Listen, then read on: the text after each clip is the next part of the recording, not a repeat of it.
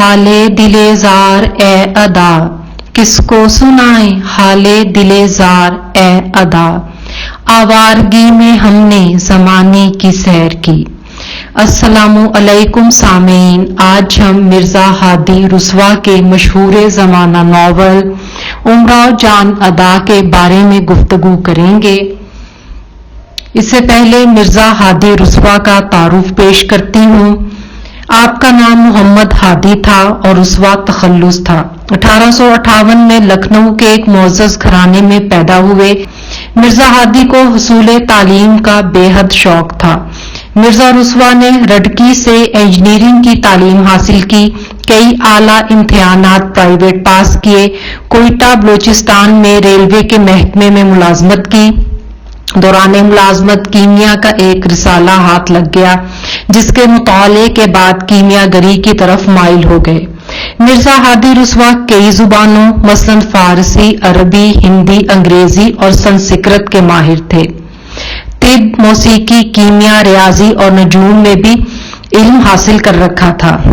کہا جاتا ہے کہ مرزا رسوا نے 50 سے زیادہ کتابیں لکھیں، تاہم اردو ادب میں ان کا نام ناول نگار کی حیثیت سے زندہ رہے گا۔ آپ شاعر بھی تھے۔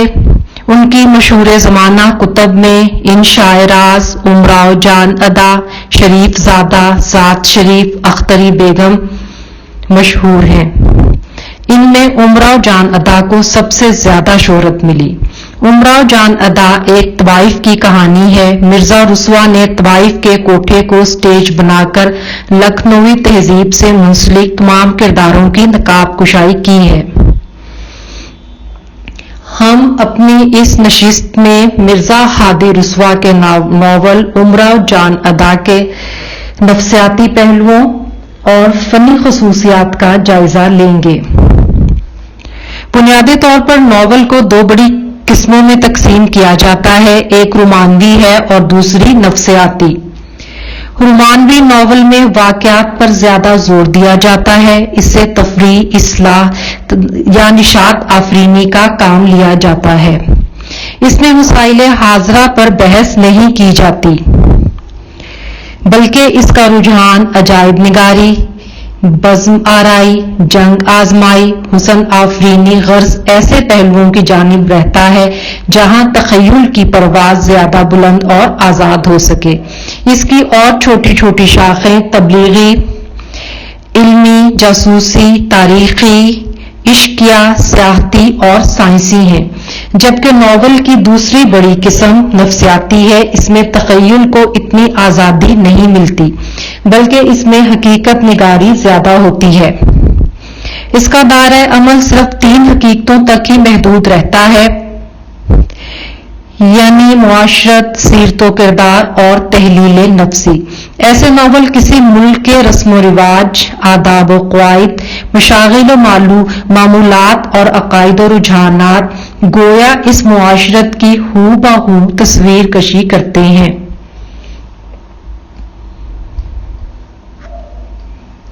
اس اعتبار سے جب ہم امراؤ جان ادا کا تجزیہ کرتے ہیں تو ہم دیکھتے ہیں کہ مرزا رسوا نے اس ناول کو کسی محدود نقطہ نظر کے تحت نہیں لکھا۔ یہ ناول ایک لحاظ سے اپنے عہد کے لکھنؤ کی تہذیب و معاشرت کی تاریخ ہے۔ اس تاریخ کو واضح کرنے کے لیے اس میں جو کردار دکھائے گئے ہیں ان کے افعال و اعمال سے اس معاشرت کے اوہام و عقائد، میلانات و رجحانات، افکار و خیالات کی آئینہ داری ہوتی ہے۔ چنانچہ کرداروں کے عمل ہی سے سروکار نہیں رکھا گیا، بلکہ مصنف نے ان کرداروں کے عمل کے پیچھے کار فرما افکار و خیالات، رجحانات و احساسات، کیفیات، نظریات و محرکات کو بھی منعکس کیا ہے۔ اردو ناول نگاری میں یہ امتیاز رسوا کو حاصل ہے کہ انہوں نے سب سے پہلے اپنے ناول کے کرداروں کی داخلی کیفیات کی بہترین تصویر کشی کی۔ امراؤ جان ادا میں بعض کرداروں کی تحلیل نفسی مصنف کے گہرے نفسیاتی شعور کا پتہ دیتی ہے۔ ناول کے بیشتر کردار اپنے تجربات و احساسات کو جس انداز میں بیان کرتے ہیں، اس سے مرزا رسوا کا انسانی نفسیات پر گہرا شعور عیاں ہوتا ہے۔ ناول کا کوئی بھی کردار غیر فطری نہیں ہے۔ فیض آباد کے ایک جمعدار کی امیرن نامی بیٹی پردہ دار گھرانے میں پیدا ہونے کے باوجود محلے میں نکلتی تھی اور کبوتر لینے کے بہانے ایک بدماش کے گھر بے خوف چلی جاتی ہے۔ اس کی شادی ٹھہر چکی تھی اور وہ اس رشتے سے محض اس لیے خوش تھی کہ اس کا ہونے والا دلہا اس کی سہیلی کریمن کے دلہے سے زیادہ اچھا تھا۔ ایک بدماش نے اس کے باپ سے رنجش کی بنا پر اسے اغوا کر لیا اور لکھنؤ میں لا کر مشہور زمانہ طوائف خانم کے ہاتھوں بیچ دیا۔ اس حالت میں کچھ دن تو ماں باپ اور بھائی اسے یاد آتے رہے، لیکن وہاں پر پریوں کا اکھاڑا تھا۔ خانم کی نوچیوں کے ساتھ گانے، ناچنے اور مختلف علوم کی تعلیم ہونے لگی۔ یوں اس کا دل بہل گیا۔ مکتب میں ایک شوخ لڑکا گوہر مرزا چھیڑنے اور گدگدانے کے لیے مل گیا۔ آہستہ آہستہ یہ صورت ہوئی کہ خود بخود گنگنانے اور تھرکنے لگی۔ آئینے میں صورت دیکھنے اور بننے ٹھننے کی خواہش پیدا ہوئی۔ پھر اپنی ہم عمروں کو یوں آزاد دیکھا کہ وہ اپنے عاشقوں سے کھلے عام ملتی ہیں اور اپنے اپنے کمرے میں ٹھسے سے رہتی ہیں، تو دل میں عاشق کی تلاش کی خواہش نے جنم لیا۔ یوں آہستہ آہستہ پچھلی معصومیت، بھولا پن، حیا و شرم، بے حیائی اور جسم فروشی میں بدل گئی۔ جب اس کی شہرت کافی پھیل گئی تو آزادی کی ہوس اور بڑھ گئی۔ بالآخر ایک ڈاکو کے ساتھ، جسے وہ بہت بڑا رئیس خیال کرتی تھی، بھاگ نکلی۔ پھر بڑی مصیبتوں کے بعد کانپور پہنچی۔ غدر کے بعد بہت سی ٹھوکریں کھانے کے بعد لکھنؤ واپس آئی۔ اب ذرا سن بھی زیادہ ہو گیا تھا اور خانم کا نگار خانہ بھی اجڑ چکا تھا، اس لیے حصول علم کی طرف مائل ہوئی۔ فارسی ادب کا گہرا مطالعہ کیا، منطق و اخلاق کے رسائل پڑھے، بالآخر تائب ہو کر کربلائے معلیٰ کی زیارت کو روانہ ہوئی اور صوم و صلات کی پابند ہو کر گمنام زندگی بسر کرنے لگی۔ اس پورے قصے کو اس طرح سے بیان کیا گیا ہے کہ امراؤ سے نفرت ہونے کی بجائے ہمدردی سی پیدا ہونے لگتی ہے۔ امراؤ سے قاری کا تعارف ایک مہذب خوش مذاق شاعرہ کی حیثیت سے ہوتا ہے۔ کچھ دیر کی گفتگو کے بعد یہ پتہ چلتا ہے کہ وہ آج کل کی تعلیم یافتہ جربہ کار خاتون نہیں ہے، بلکہ ایک جہاں دیدہ پیشہ ور عورت ہے۔ قاری حیران رہ جاتا ہے کہ اس طرح کی شائستہ عورت ایسا پیشہ کیوں کر اختیار کر لیتی ہے۔ تحقیق کے نتیجے میں پتہ چلتا ہے کہ وہ اغوا کر کے بیچی گئی ہے، یعنی اس ماحول میں آنے میں اس کی مرضی کو کچھ دخل نہیں ہے۔ وہ خود کہتی ہے کہ مجھ بد نصیب کو اتفاق نے مجبور کر کے ایسے جنگل میں چھوڑا جہاں سوائے گمراہی کے کوئی راستہ ہی نہ تھا۔ قاری کو اس کے اعمال و افعال پر غم و غصے کا موقع ہی نہیں ملتا۔ وہ اسے قابل ہمدردی اور لائق درگزر سمجھنے لگتا ہے۔ غالباً اس کی وجہ یہ بھی ہو سکتی ہے کہ امراؤ میں وہ طوائفانہ انداز بہت ہی کم پایا جاتا ہے جو اس پیشہ کی عورتوں کی خصوصیت ہے۔ امراؤ خود بھی اعتراف کرتی ہے، وہ کہتی ہے جس قدر میری عزت ہوتی گئی اتنا ہی خودداری کا خیال میرے دل میں پیدا ہوتا گیا۔ جہاں اور رنڈیاں بے باکیوں سے اپنا مطلب نکال لیتی تھیں، میں منہ دیکھتی رہ جاتی۔ مثلاً ان کا یہ عام قاعدہ تھا کہ ہر کس و ناقص سے کسی نہ کسی قسم کی فرمائش ضرور کر دینا چاہیے۔ مجھے اس سے شرم آتی تھی۔ میری اور ساتھ والیوں کے پاس جب کوئی آ کے بیٹھتا تھا تو ان کو سب سے زیادہ فکر اس کی ہوتی تھی کہ کہاں تک دے سکتا ہے اور ہم کہاں تک اس سے لے سکتے ہیں۔ میرا بہت سا وقت اس شخص کی ذاتی لیاقت اور حسن اخلاق کے اندازہ کرنے میں صرف ہو جاتا تھا۔ مانگنے کے عیب کو میں معیوب سمجھنے لگتی تھی۔ پھر وہ زمانہ آیا کہ میں اس ذلیل پیشے کو عیب سمجھنے لگی اور اس سے دستبردار ہو گئی۔ ہر کسی سے ملنا چھوڑ دیا، صرف ناچ پر بسر اوقات رہ گئی۔ کسی رئیس نے مہربانی کی یا کسی رئیس نے نوکر رکھا تو نوکری کر لی، رفتہ رفتہ یہ بھی چھوڑ دیا۔ جب میں ان افعال سے تائب ہوئی جن کو میں نے اپنے نزدیک برا سمجھ لیا تھا، تو اکثر میرے جی میں آیا کہ کسی مرد آدمی کے گھر پر جاؤں، لیکن پھر خیال آیا کہ لوگ کہیں گے آخر رنڈی تھی نا، کفن کا چونگا کیا۔ اس سارے اقتباس میں انسان کے نفسی میلانات کی عکاسی کی گئی ہے۔ مرزا رسوا کو انسانی نفسیات کا کس قدر شعور حاصل ہے، اس کا اندازہ لگانے کے لیے درج ذیل اقتباس بھی دیکھیے۔ محبت کے باب میں مرد اکثر بیوقوف اور عورتیں بہت ہی چالاک ہوتی ہیں۔ اکثر مرد سچے دل سے اظہار عشق کرتے ہیں اور اکثر عورتیں جھوٹی محبت جتاتی ہیں۔ مرد جس حالت میں عشق کرتے ہیں وہ حالت ان کی اضطراری ہوتی ہے اور عورتیں بہت جلد متاثر نہیں ہوتی، کیونکہ مرد بہت جلدی عورتوں کے حسن ظاہری پر فریفتہ ہو کر ان پر شیدا ہو جاتا ہے، اور عورتیں اس باب میں زیادہ احتیاط کرتی ہیں۔ اس لیے مردوں کی محبت کسی قدر سریع الزوال ہوتی ہے اور عورتوں کی محبت اسیر الزوال، مگر جانبین کے حسن معاشرت سے ان امور میں خاص قسم کا اعتدال پیدا ہو سکتا ہے، بشرط یہ کہ دونوں یا کم از کم ایک کو سمجھ ہو۔ رسوا نے آگے چل کر ان نفسیاتی گہرائیوں کا خلاصہ بھی پیش کیا ہے۔ مرزا نے اپنے کرداروں کے ذریعے انسانی نفسیات کے کئی نہا خانے عیاں کیے ہیں۔ امراؤ جان کے کردار پر مرزا نے بہت توجہ صرف کی ہے۔ انہوں نے اس کردار کی درجہ بدرجہ ترقی کو بڑی عمدگی سے بیان کیا ہے، خاص طور پر وہ مرکب بے مثل ہیں جن میں امراء کے تئیں شباب کا احساس دکھایا گیا ہے، یا پھر وہ جہاں وہ اپنی بوسیدہ کوٹری کا دوسروں کے آراستہ کمروں سے مقابلہ کرتی ہے۔ غرض وہ تمام مراحل جو اسے حسن فروشی پر مائل کرتے ہیں، تحلیل نفسی کے دلکش مرقع ہیں۔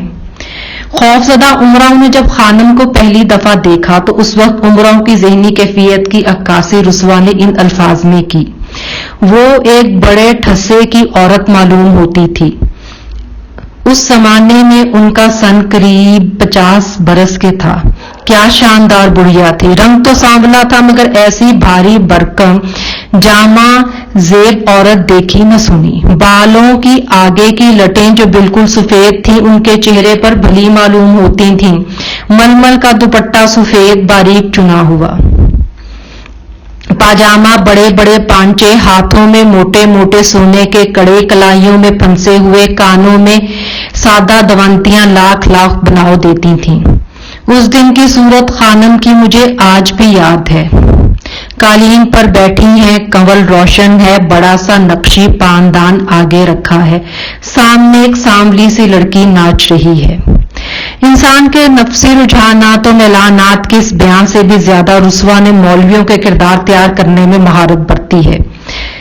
ان صاف ستھرے خاکوں میں مولویوں کی اندرونی تضاد کو خوبصورتی سے نمایاں کیا ہے۔ مثلا کانپور کے حونک مولوی صاحب کو جب یہ معلوم ہوتا ہے کہ امراء ان کے ساتھ مسجد میں قیام کرے گی وہ تو کتنا گھبراتے ہیں، بار بار لا حول ولا قوت پڑھتے ہیں، کیونکہ شیطان آدمی کا دشمن ہے۔ اس وقت بھی شیطان ان سے دشمنی کر رہا تھا جب وہ امراء جان سے ہم کلام تھے۔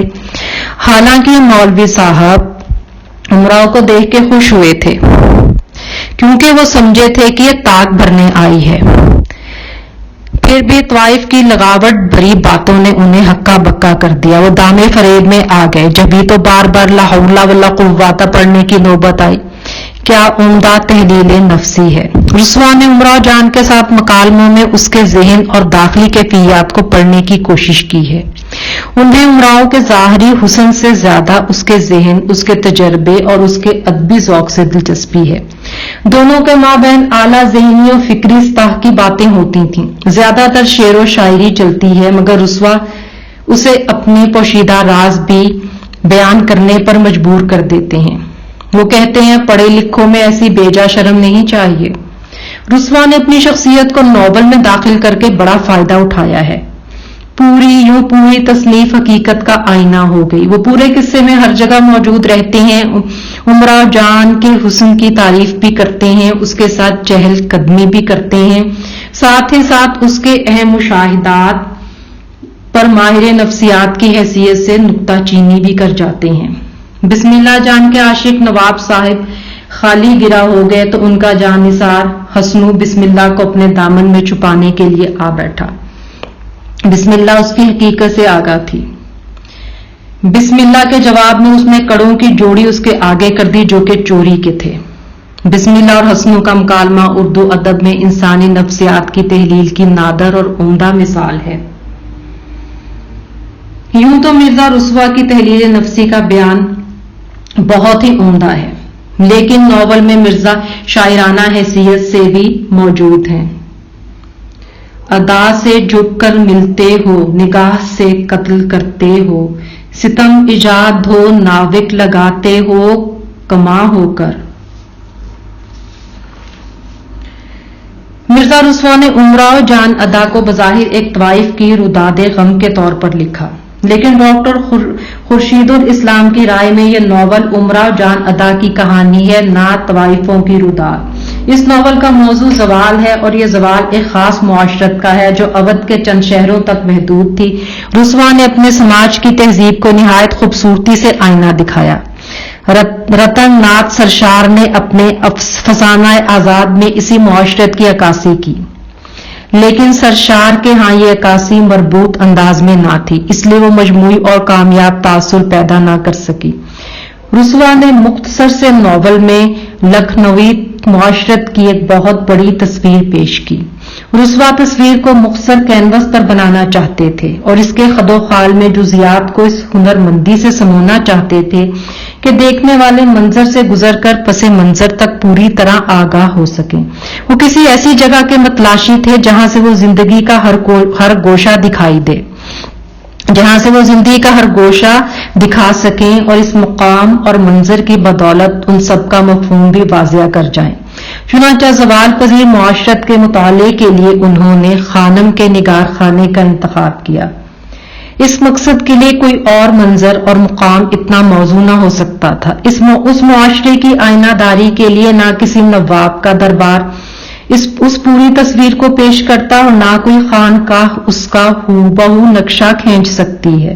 فیض آباد کے کسی محلے میں نواب اور بیگمات کا گزرنا ہوتا، اور نہ ایش باغ کے میلوں اور لکھنؤ کے معاشروں کی جھلک ہمیں دکھائی دیتی۔ اس لیے رسوا نے خانم کی دکان منتخب کی۔ اس دکان میں ہر نوع کا سامان تھا، اور اس کے گاہک پورے معاشرے میں دور و نزدیک پھیلے ہوئے تھے۔ ان سب کے اخلاقی معیار ایک دوسرے سے مختلف تھے۔ ان میں فنون لطیفہ سے دلچسپی رکھنے والے افراد بھی تھے، اخلاقی و تہذیب سے قطعی نہ آشنا بھی، وزادار بھی تھے، اور بدکماش افراد بھی۔ لیکن ان سب میں ایک بات مشترک تھی، وہ یہ تھی کہ اس زوال پذیر معاشرت کے افراد تھے۔ امراؤ جان ادا میں رسوا نے ایک طوائف کی آنکھ کے دریچے سے اودھ کی تہذیب اور اہل اودھ کو دیکھا اور دکھایا۔ تب لکھنؤ کے جاگیردانہ نظام میں طوائف ایک اہم ترین جز تھی۔ ورثہ میں کثیر دولت و سرمایہ پانے والے نوابوں کے لیے طوائف وقت گزاری کا ایک اہم مشغلہ تھی۔ شریف زادے آداب و تہذیب سیکھنے کے لیے کوٹھوں پر جایا کرتے تھے۔ بعض نواب اور جاگیرداروں نے اپنے بچوں کی تعلیم و تربیت کے لیے اپنے گھروں میں طوائفیں مقرر کر رکھی تھیں۔ مرزا فرحت بیگ مولوی نذیر احمد کی کہانی میں مولوی نذیر احمد کے اس قول کو نقل کرتے ہیں جو وہ اپنے شاگردوں کو ارشاد فرمایا کرتے تھے کہ کچھ دن کے لیے طوائفوں کے ہاں آیا جایا کرو تاکہ تمہاری شین کاف درست ہو۔ تب طوائف کو لکھنوی معاشرت میں مرکزی حیثیت حاصل تھی۔ مرزا رسوا کے اس ناول سے یہ بھی پتہ چلتا ہے کہ امراؤ نے اپنے نجی معاملات بھی طوائفوں کی مشاورت سے حل کرتے۔ سوز خوانی کے ذریعے مذہبی تقاریب میں بھی ان کا خاصا عمل دخل تھا۔ ان کا تعلق میلوں ٹھیلوں تک محدود نہیں تھا بلکہ سارے معاشرے میں پھیلی ہوئی تھیں۔ طوائف کے ہاں ہر قسم اور ہر عمر کے لوگ آتے تھے۔ شریف زادے، مولوی، عمر رسیدہ بزرگ، بدماش، ڈاکو، لڑکے، چڑی مار، ناتجربہ کار نوجوان، جہاں دیدہ افراد جن کا سن شریف 70 کو پہنچ چکا ہو۔ یہی نہیں بلکہ بعض اوقات باپ بیٹوں کا آمنا سامنا بھی ہو جاتا۔ اس لیے دریا کو کوزے میں بند کرنے کے لیے خانم کا کوٹھا ہی موزوں مقام تھا۔ یہاں بے شمار کمرے تھے، ہر ایک آراستہ و پیراست تھا، ہر ایک میں جاڑ اور فانوس لگے ہوئے تھے، نواڑ کے پلنگ ڈوریوں سے کسے ہوئے تھے، چار خدمت گزار ہر ایک کمرے میں تھے۔ ان کمروں میں رہنے والیاں بھی ایک سے ایک بڑھ کر تھیں۔ کوئی فن موسیقی میں طاق ہے، کوئی ناچنے میں ماہر ہے، کوئی صرف صورت فروش ہے، خانم ایک مکمل ترین طوائف کی مثال پیش کرتی تھی۔ بحث ذات کی خاطر ایسی طوائفوں کا ذکر بھی کیا گیا جو چند پیسوں پر ہی اکتفا کرتی ہیں۔ ان میں ہمیں بھیک مانگنے والی اور شریفوں کے گھروں میں بیٹھ جانے والی طوائفیں بھی نظر آتی ہیں۔ طوائفوں کے مختلف گروہ مردوں کے مختلف گروہوں کے اثر سے بنتے اور بگڑتے ہیں۔ ان میں عاشق، گھر پھونک کے تماشا دیکھنے والے رئیس، چالاک اور عیار لوگ جو صرف طوائف کی دولت پر نظر جمانے آتے ہیں، طوائفوں کے اشاروں پر سب کچھ لٹا دینے والے بانکے، معمر نواب جو صرف وفاداری نبھانے کے لیے طوائفوں کو اپنے ہاں ملازم رکھتے ہیں، پھر وہ لڑکے جو طوائفوں کے آڑے وقت میں کام آتے ہیں۔ غرض یہاں ہر قسم اور ہر کماش کے لوگ نظر آتے ہیں جو اپنے اپنے طبقے کی نمائندگی کرتے ہیں۔ طوائفیں اپنے کوٹھوں پر بیٹھ کر ہی موسیقی، ناچ گانے اور حسن فروشی سے لوگوں کو محظوظ نہیں کرتی تھیں، بلکہ یہ لکھنؤ کی پوری زندگی میں دخیل نظر آتی ہیں۔ ایک طوائف کو کامیاب طوائف بننے کے لیے تعلیم و تربیت، آداب، بے معاشرت اور رکھ رکھاؤ کی کس قدر ضرورت ہوتی ہے، اس کا علم ہمیں اس ناول کے پڑھنے سے ہوتا ہے۔ رسوا کہتے ہیں کہ ہم نے اپنے ناولوں کو موجودہ زمانے کی تاریخ بنا دیا ہے۔ ان کا یہ کہنا بالکل بجا ہے۔ امراؤ جان ادا میں وہ لکھنوی تہذیب کے جس پہلو کو سامنے لاتے ہیں، اس کا تعلق اس شہر کی عیاشی سے متعلق زندگی سے ہے۔ وہ زوال کی ذمہ دار اس زندگی اور اس اقدار کو ایک خاص فلسفیانہ اور اخلاقی زاویہ نظر سے پیش کرنا چاہتے ہیں۔ طوائفیں ناپسندیدہ ہونے کے باوجود یہاں کی مجلسی زندگی پر چھائی ہوئی تھیں۔ یہاں کی خلوتیں اور جلوتیں انہی کے دم سے آباد تھیں۔ پھر یہ طوائفیں کوئی ماورائی دنیا سے متعلق نہیں ہیں، بلکہ یہ اسی معاشرے کی پروردہ ہیں۔ ان میں اکثر معزز گھرانوں میں پیدا ہوئیں، لیکن حالات نے انہیں طوائف بنا دیا، لہٰذا وہ امراء کے علاوہ درمیانے طبقے کی سوچ و فکر، ان کی خواہشات، ذہنیت، طرز بود و باش اور دیگر تمام پہلوؤں سے پوری طرح آگاہ تھیں۔ چنانچہ دونوں طبقوں کی زندگی کی عکاسی کے لیے خانم کا نگار خانہ ہی موضوع و مناسب تھا۔ اس کام کے لیے اگر خانم کا نگار خانہ مرکز نہ بنایا جاتا تو ہم اونچے طبقے سے نہ مل پاتے۔ اگر امراؤ جان کے علاوہ کسی دوسری سے تصویر کشی کا کام لیا جاتا تو اس معاشرے کی یہ فلم ادھوری رہ جاتی، ہم عوام کے احساسات سے بے خبر رہ جاتے اور اس تمدن کی مکمل تصویر نہ دیکھ سکتے۔ امراؤ جان ادا ایک طرف ہمیں ارشد علی، نواب جعفر علی خان، نواب چھبن، نواب سلطان گوہر مرزا بسم اللہ جان اور اس کے عاشق مولوی صاحب سے ملاتی ہے، دوسری طرف فیض علی ڈاکو جیسے کرداروں سے بھی متعارف کراتی ہے۔ ان تمام مناظر و واقعات میں لکھنوی معاشرت اور تمدن کی آئینہ داری موجود ہے۔ اس تمدن کے نمائندے کیا چھوٹے کیا بڑے طبقے کے سبھی افراد نظر آتے ہیں۔ یہ تمام مناظر ہمیں امراؤ جان کی آنکھ کے دریچے سے دکھائے گئے ہیں۔ گویا خانم کا نگار خانہ ایک ایسا محور ہے جس کے گرد ساری لکھنوی معاشرت گردش کرتی نظر آتی ہے۔ رسوا نے اس کھوکھلی اور دم توڑتی تہذیب کی عکاسی کے لیے اس کا انتخاب خوب کیا۔ اس سے ہٹ کر ایسی مکمل اور جامع تصویر کشی ممکن نہیں تھی۔ اب ناول کے پلاٹ کے بارے میں کچھ گفتگو کرتے ہیں۔ اس ناول کی دلکشی کا سب سے بڑا سبب اس کا موضوع اور متناسب پلاٹ ہے۔ امراؤ جان ادا اردو ادب کا پہلا ناول ہے جس میں پلاٹ کی ترتیب و تنظیم کا خاص خیال رکھا گیا۔ اس میں کچھ شک نہیں کہ مرزا رسوا نے اس کے پلاٹ کو بڑی ہی عرقریزی سے مرتب کیا۔ اس پورے ناول میں ہر لمحہ وقت اور حالات کے مطابق کرداروں اور واقعات میں ارتقا وقوع پذیر ہوتا دکھائی دیتا ہے۔ مرزا رسوا کی جدت ترازی یہ بھی ہے کہ انہوں نے قصے کا بیان ہیروئن کی زبانی سے کروایا، خود ایک سامع کی حیثیت سے ناول میں ہر جگہ موجود رہے۔ مرزا رسوا کا اپنے تئیں ناول میں اس طرح دخل کر دینا ہی فنکارانہ جدت کا کمال ہے۔ زیادہ تر ان کے وجود کے باعث ہی اس ناول میں ہر وہ تعمیری خوبی آ گئی جو اس قسم کے ناول میں ممکن ہے۔ مرزا رسوا نے اس ناول میں واقعات کو اس عمدہ تناسب سے پیش کیا کہ پورا ناول ایک عمارت کا تاثر دکھائی دیتا ہے۔ ناول کا پہلا باب ایک مختصر مشاعرہ ہے جس میں امراؤ جان آتی ہے، اپنا ادبی ذوق قائم کرتی ہے۔ اس سے متوازی آخری باب ہے جس میں امراؤ جان نے تمام تر فلسفہ حیات نچوڑ کے رکھ دیا ہے۔ ان دونوں ابواب میں پورا قصہ ہے۔ قصے کے آغاز میں دلاور خان امیرن کو اٹھا کر لے جاتا ہے۔ ان دونوں واقعات میں نہایت ہی لطیف تشبیہ اور تضاد دونوں موجود ہیں۔ امراؤ جان اس طرح شروع میں خانم کے چکلے کے حالات اور آخر میں امراؤ جان کے ایک نوچی بٹھانے کے حالات نہایت ہی متناسب ہیں، اور ان دونوں طرفہ حد بندیوں کے درمیان تین اہم تبدیلیاں ہیں جو تین محرابوں کی طرح نظر آتی ہیں۔ پہلی محراب امراؤ جان کے فیضو کے ساتھ بھاگنے سے شروع ہو کر اس کے کانپور میں قیام اور پھر لکھنؤ واپس آنے کے حالات پر مبنی ہے۔ دوسری محراب لکھنؤ میں قیام، شاہ اودھ کے دربار میں رسوخ سے غدر کے واقعات تک، اور تیسری فیض آباد میں قیام سے شروع ہو کر اس کی ماں اور بھائی سے اچانک ملاقات اور لکھنؤ واپس آنے کے واقعات پر مشتمل ہے۔ ان سب مراحل میں کار فرما یہ تناسب اس ناول کے پلاٹ کا خاصہ ہے۔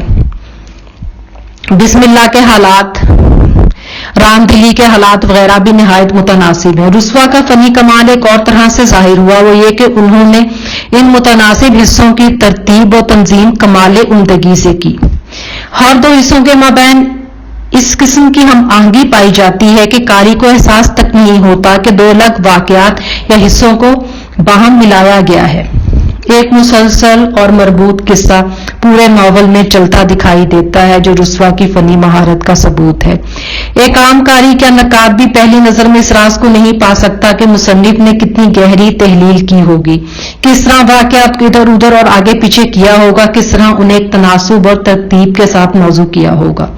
امراؤ جان ادا کے پلاٹ کی ہم آہنگی کا ایک ہم آہنگی ایک اعجاز ہے، اور اس اعجاز کے ظہور پذیر ہونے کا سبب یہ ہے کہ اس کا خالق ہر لمحہ ہر جگہ موجود ہے اور اپنی قدرت سے ہر چیز کو ہم آہنگ کرتا چلا جاتا ہے۔ جب ہم ناول میں واقعات کے تنوع پر نظر ڈالتے ہیں تو اس میں ہم آہنگی کا اثر اور بھی گہرا ہو جاتا ہے۔ امراؤ جان ادا میں 20 واقعات ہیں جو باہم متناسب بھی ہیں، متضاد بھی، مگر ہر ایک اپنی جگہ اچھوتا اور منفرد ہے اور اپنا مخصوص اثر رکھتا ہے۔ مثلا امیر ان کو بھگا دینے والا واقعہ المناک ہے۔ خانم کے چکلے کے واقعہ دلچسپ اور جاذبیت کے حامل ہیں۔ جگہ جگہ مزاحیہ واقعات بھی ہیں۔ فیضی کے ساتھ بھاگنے والا قصہ اور دلاور خان کی گرفتاری کا قصہ سنسنی خیز ہے۔ اکبر علی خان کے گھر والے واقعات حقیقی نہیں ہیں، جبکہ آبادی کی کہانی طنز میں ڈوبی ہوئی ہے۔ پورا ناول قوس و قزح کا تاثر رکھتا ہے۔ یہ سب رنگ اسی طرح قدرتی اور فطری طور پر ہم آہنگ بھی ہیں جس طرح قوس و قزح میں ہوتے ہیں۔ امراؤ جان ادا کے ہر واقعے اور باب کو نہایت فنی مہارت اور غور و خوف سے تراشا گیا ہے۔ اس میں کوئی حصہ، کوئی سطر بھی ایسی نہیں ہے جو بلا ضرورت ہو جس سے یہ تاثر ملتا ہو کہ مصنف نے بات کو خام خواہ طول دینے کی کوشش کی ہے۔ تمام واقعات میں ایک منطقی ربط و ترتیب موجود ہے۔ تناسب و ہم آہنگی کے ساتھ ساتھ واقعات کے بیان میں الفاظ کا چناؤ بہت عمدہ ہے۔ کسی بھی باب میں کوئی بات بلا ضرورت دہرائی نہیں گئی، جس بات کی جتنی اہمیت ہے اسے اتنی ہی جگہ دی گئی ہے۔ مثلا امراؤ کے دربار اودھ سے تعلق کو چند ہی الفاظ میں بیان کر کے ٹال دیا گیا۔ خانم کے چکلے کے واقعات امراؤ جان کی زندگی میں اہم تھے، اس لیے انہیں تفصیل سے بیان کیا گیا۔ کانپور میں بسر کیے ہوئے دن یا فیض آباد کی زندگی کو محض اجمالاً بیان کیا گیا۔ امراؤ جان کا ایک نوچی بٹھانا ایک ایسا واقعہ تھا جس کی بابت رسوا بہت کچھ جاننے کے خواہش مند تھے، لیکن امراؤ جان کو اس سے دلچسپی نہ تھی، لہذا اس کو سرسری طور پر مختصر لکھ دیا گیا۔ امراؤ جان صرف ایک طوائف ہی نہ تھی بلکہ اچھا گانے کے ساتھ ساتھ عمدہ شاعری بھی کیا کرتی تھی۔ اپنے قصے کے بیان میں انہوں نے اعلیٰ شاعرانہ تنظیم کا ثبوت دیا ہے، ایسی تنظیم جو ہمیں انگریزی ادب کی طویل نظموں میں ملتی ہے۔ اس ناول میں پوری ایک کائنات تشکیل دی گئی ہے جس کے آسمان، زمین، ہوا اور پانی واقعات کے تنوع اور کردار کے جذبات سے ہم آہنگ ہیں۔ اس رات کا منظر جب پانی برس رہا ہے، بجلی چمک رہی ہے، امراء بوا حسینی کی کوٹری میں اکیلی ہے اور گوہر مرزا اس سے گوہر عصمت چھین لیتا ہے۔ اس تیسرے پہر کا سماں جب چوک کی عمارتیں شفق کی روشنی سے چمک جاتی ہیں اور امراء میلہ دیکھنے جاتی ہے۔ یہ سب وہ مقامات ہیں جہاں ہر قدم پر شاعرانہ تاثرات ملتے ہیں۔ پورے ناول میں ایک شاعرانہ فضا قائم دکھائی دیتی ہے۔ غرض رسوا کے ہاں جو فطری صلاحیتیں تھیں انہوں نے کمال خوبصورتی سے اس ناول کے پلاٹ میں سمو دیں۔ امراؤ جان ادا سے متعلق ڈاکٹر میمونہ انصاری لکھتی ہیں، امراؤ جان ادا کے پورے قصے میں قواعد کی پابندی ملحوظ رکھی گئی ہے۔ اس کا ہر کردار اور کرداروں کی گفتگو میں ربط اور تسلسل قائم رکھنے میں مددگار ہے۔ ہر باب کے آغاز میں ایک شعر لکھا گیا ہے جو نفس مضمون کا اشاریہ ہے۔ رسوا کی موجودگی نے اس قصے کو ایک ندرت بیانی عطا کی ہے۔ امراؤ جان ادا میں کرداروں کی تعمیر و تشکیل میں مرزا رسوا نے جو فنی مہارت بہم پہنچائی ہے اسے دیکھ کر بے ساختہ ان کی قادر الکلامی کو داد دینا پڑتی ہے۔ مرکزی کرداروں کے علاوہ ضمنی کردار بھی اس خوبصورتی سے تراشے گئے ہیں کہ قصے کے ارتقاء میں ان کے رول کو نظر انداز نہیں کیا جا سکتا۔ رسوا نے اس ناول میں پورے قصے پہ حاوی رہنے کی بجائے اہم کرداروں کے علاوہ وہ کردار جو اس ناول میں مختصر دورانیے کے لیے آئے ہیں اور اپنا اپنا کام کر کے نگاہوں سے اوجھل ہو گئے ہیں انہیں بھی خوبی اور سلیقے سے پیش کیا ہے، جو ان کی فنی بصیرت کی عکاس ہے۔ اس ضمن میں امراؤ جان کا باپ، اس کی والدہ دلاور خان، پیر بخش خانم، بوا حسینی، بیگا جان، خورشید امیر جان وغیرہ کی مثالیں پیش کی جا سکتی ہیں۔ ان کرداروں سے متعلق بیانات اگرچہ نہایت مختصر ہیں لیکن اختصار کے باوجود ان کی انفرادیت پوری طرح اجاگر ہو گئی ہے اور یہ نمایاں ہو کر منظر عام پر آتے ہیں۔ مثال کے طور پر پیر بخش اور دلاور خان دونوں بدماش اور گنڈے ہیں، لیکن ایک امیر کو بیچ کر فائدہ اٹھانا چاہتا ہے، دوسرا اسے قتل کر کے پھینک دینے کے حق میں ہے۔ ہر کردار کی تخلیق کے ایک سے زیادہ پہلو ہیں۔ یہ کردار کسی نہ کسی طور پر امراؤ جان سے مناسبت بھی رکھتے ہیں اور اس مرکزی کردار کی اہمیت کو اجاگر کرنے میں معاون ثابت بھی ہوتے ہیں۔ امراؤ جان ادا کا ناک نقشہ ملاحظہ کیجیے۔ کھلتی ہوئی چمپئی رنگت تھی، ناک نقشہ خیر کچھ ایسا برا نہ تھا۔ ماتھا کس قدر اونچا تھا، آنکھیں بڑی بڑی تھیں، بچپنے کے پھولے پھولے گال تھے۔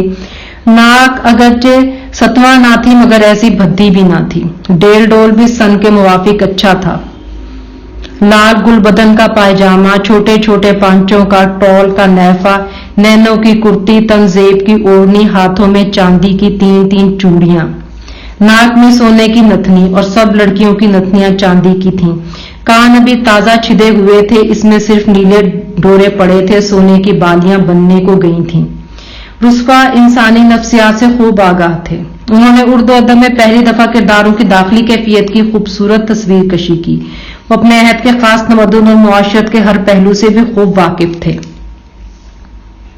کرداروں کے علاوہ امراؤ جان ادا میں کئی خاکے بھی ہیں، دلکشی اور دلچسپی سے معمور ہیں۔ یہ حلیے مرزا فرحت اللہ بیگ کے حلیوں کی طرح اس درجہ مکمل ہیں کہ وہ افراد ہمیں ناول میں چلتے پھرتے دکھائی دیتے ہیں اور ان پر زندہ انسانوں کا گمان سا ہوتا ہے۔ مثال کے طور پر ایک بڑی بی کا حلیہ ملاحظہ کیجیے۔ ایک بڑی بی، کوئی 70 برس کا سن، گوری سی، منہ پر جھریاں پڑی ہوئی، بال جیسے روئی کا گالا، کمر جھکی ہوئی، ململ کا دوپٹہ، تن زیب کا کرتا، نین سک کا پاجامہ، بڑے بڑے پانچوں کا پہنے، ہاتھوں میں چاندی کے موٹے موٹے کڑے، انگلیوں میں انگوٹھیاں، ہامتی ہوئی آئی اور سامنے فرش پر بیٹھ گئی۔ ناول کی دلکشی میں منظر نگاری کا بہت اہم کردار ہوتا ہے۔ امراؤ جان ادا میں مرزا رسوا نے منظر نگاری کے بہترین نمونے پیش کیے۔ ایک باکمال ناول نگار محض اشیاء اور مظاہر فطرت کی منظر کشی تک ہی خود کو محدود نہیں رکھتا، بلکہ وہ افراد کی داخلی کیفیات اور خارجی ماحول کا بھی عمدگی سے بیان کرتا ہے۔